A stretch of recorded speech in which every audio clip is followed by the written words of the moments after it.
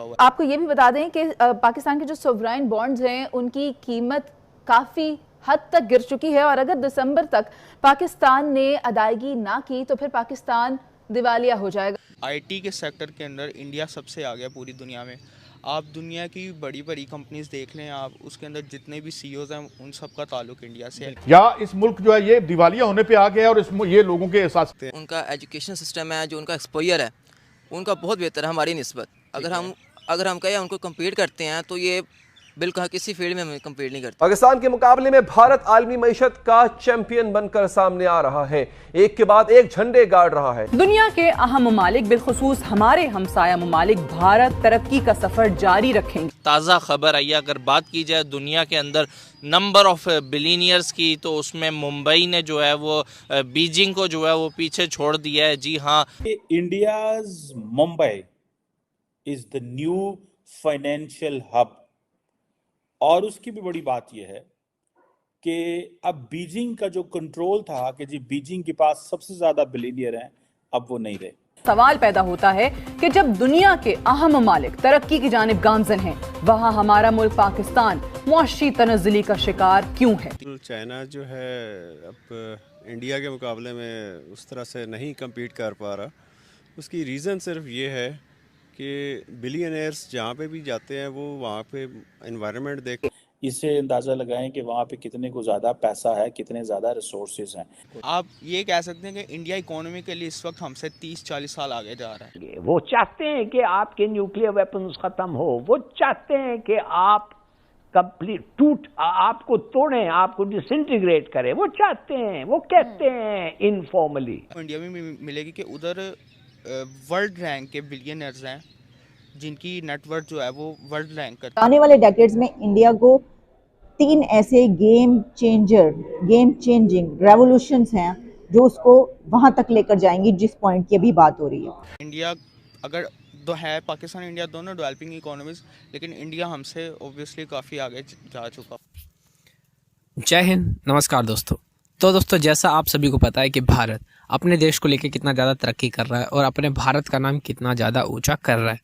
और दोस्तों, यहीं दूसरी तरफ बात करी जाए पाकिस्तान की, तो दोस्तों पाकिस्तान एकदम अपोजिट रास्ते पे चल रहा है। तरक्की के नाम पे पाकिस्तान के अंदर दोस्तों कुछ नहीं हो रहा है। कर्ज के नाम पे उनके ऊपर इतना ज़्यादा कर्ज हो चुका है और डेवलप उनको कुछ करना नहीं है।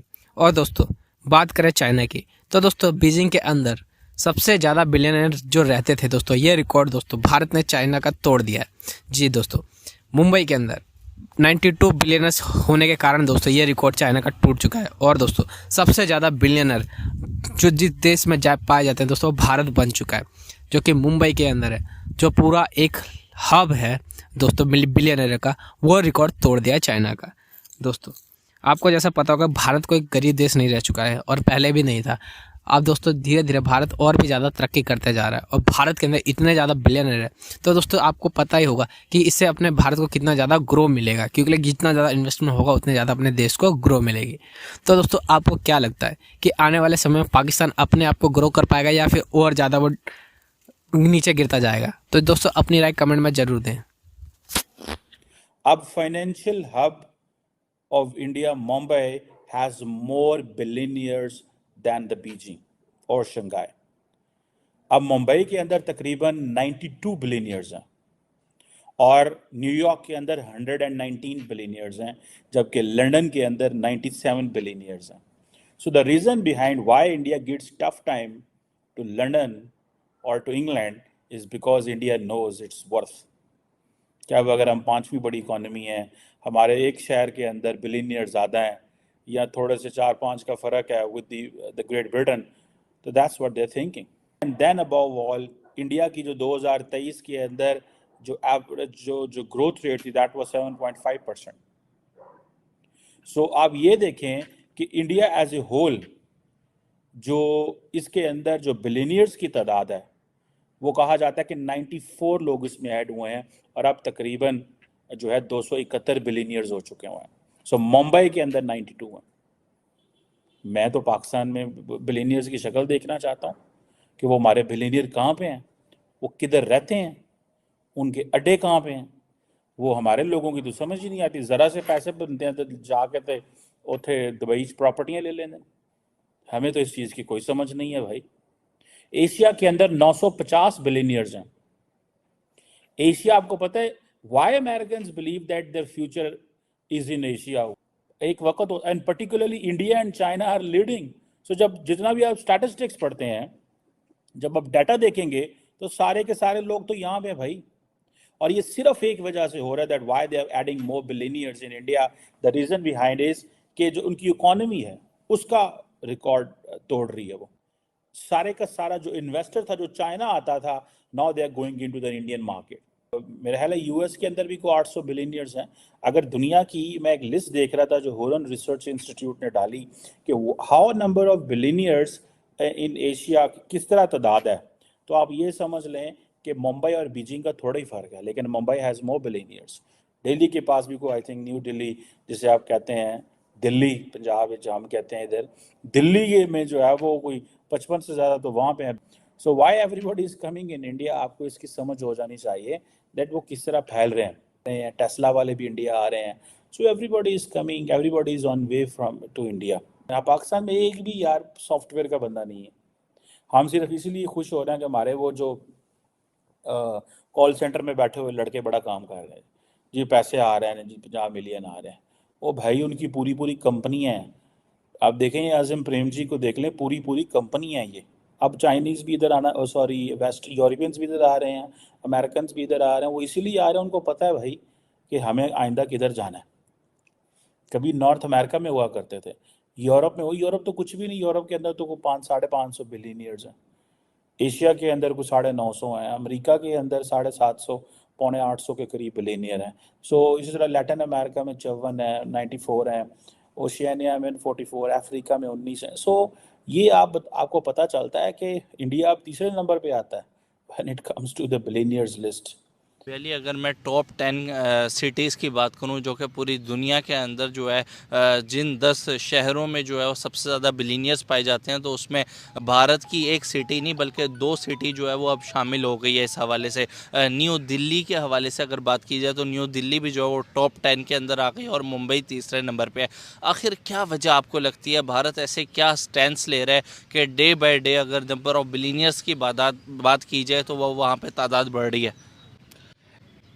इस पे मैं ये कहना चाहूँगा कि कुछ इसमें दूसरे फैक्टर्स भी हैं, जैसे डेवलपिंग इकोनॉमीज़। अब इंडिया अगर दो है, पाकिस्तान इंडिया दोनों डेवलपिंग इकोनॉमीज़, लेकिन इंडिया हमसे ओब्वियसली काफ़ी आगे जा चुका हुआ है। अब जो डेवलपिंग इकोनॉमीज़ है उसका एक करैक्टरिस्टिक ये भी होता है कि जो डिस्ट्रीब्यूशन ऑफ वेल्थ होती है वो बहुत अनफेयर होती है, यानी वेल्थ जो होती है वो चंद लोगों के हाथ में होती है। ठीक है। अब आप इंडिया या पाकिस्तान में भी दे लेंगे कि जो गरीब तबका है बहुत ही ज़्यादा गरीब है और जो अमीर तबका है वो बहुत ही ज़्यादा अमीर है। यही चीज़ आपको इंडिया में मिलेगी कि उधर वर्ल्ड रैंक के बिलियनर्स हैं जिनकी नेटवर्थ जो है वो वर्ल्ड रैंक करती है, लेकिन अगर आप देखेंगे उधर पॉवर्टी लेवल तो वो भी बहुत बुरे हालात है। यानी उधर काफ़ी रिसेंट स्टैट्स के ऊपर अगर बात की जाए तो उन्होंने पॉवर्टी लाइन को बहुत बेहतर किया है, मतलब जो गुर्बत की वहाँ पे शरह है वो काफ़ी कम हुई है अगर आप रिसेंट स्टैट्स के ऊपर बात करें तो। सर आपको नहीं लगता कि वो कम से कम काम तो कर रहे हैं अपनी कंट्री के ऊपर? बिल्कुल कर रहे हैं काम। और आप देखें कि इस वक्त IT के सेक्टर के अंदर इंडिया सबसे आगे पूरी दुनिया में। आप दुनिया की बड़ी कंपनीज देख लें, आप उसके अंदर जितने भी CEOs हैं उन सब का ताल्लुक इंडिया से है। इस वक्त जो गूगल के CEO हैं उनका ताल्लुक भी जो है वो इंडिया से। इसके अलावा जो दूसरी बड़ी कंपनीज है कई, उसमें भी इंडियंस ही एज एन CEO एक्ट कर रहे हैं।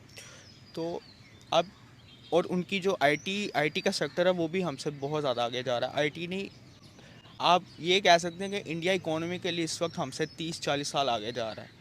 तो दुनिया की 5वीं बड़ी इकोनॉमी तो अभी राइट नाउ है और कहा ये जा रहा है कि बहुत जल्द मतलब जो है वो दुनिया की तीसरी बड़ी इकोनॉमी बन जाएगी। तो इसमें यही है कि पाकिस्तान के अंदर इकोनॉमिक अनस्टेबिलिटी बहुत ज़्यादा है, जिस वजह से हम लोग जो हैं काफ़ी पीछे रह गए। लेकिन जनाब अली आपको ऐसा क्या लगता है कि अगर हम आज़ादी से लेकर अब तक की बात करें तो सेम टेन्योर तो दोनों नेशंस को मिला है, 75 साल उनको मिले हैं और 75 साल ही हमें मिले हैं। ऐसे क्या स्टेप्स हैं जो पर्सनली आपको लगता है, एज अ फाइनेंशियल स्टूडेंट भी आप हैं, आपको क्या लगता है कि उन्होंने किन चीज़ों पर ज़्यादा काम किया है कि आज वो एक तो दुनिया की 5वीं बड़ी इकोनॉमी बन गए हैं और दुनिया की टॉप 10 सिटीज़ में 2 सिटीज़ जो उनकी हैं जिसमें नंबर ऑफ़ बिलियनियर सबसे ज़्यादा हैं? उसमें एक बड़ा फैक्टर तो करप्शन का होगा कि पाकिस्तान में जैसे सब जानते हैं कि करप्शन का एलिमेंट जो है वो बहुत ज़्यादा है। ठीक है। और दूसरा जो बड़ा फैक्टर है वो ये है कि हमारी इकोनॉमिक पॉलिसीज़ में कभी भी कंसिस्टेंसी नहीं रही। अच्छा। अब जैसे आप जुल्फ़िकार अली भुट्टो साहब के दौर की बात करें तो वो सोशलिस्ट माइंडसेट के साथ आए, तो जब आपने कैपिटलिज्म से सोशलिज्म में मूव किया तो उस वजह से जो इकोनॉमी के अंदर ट्रांजिशन होती है ना, वो चीज़ बहुत अफेक्ट करती है।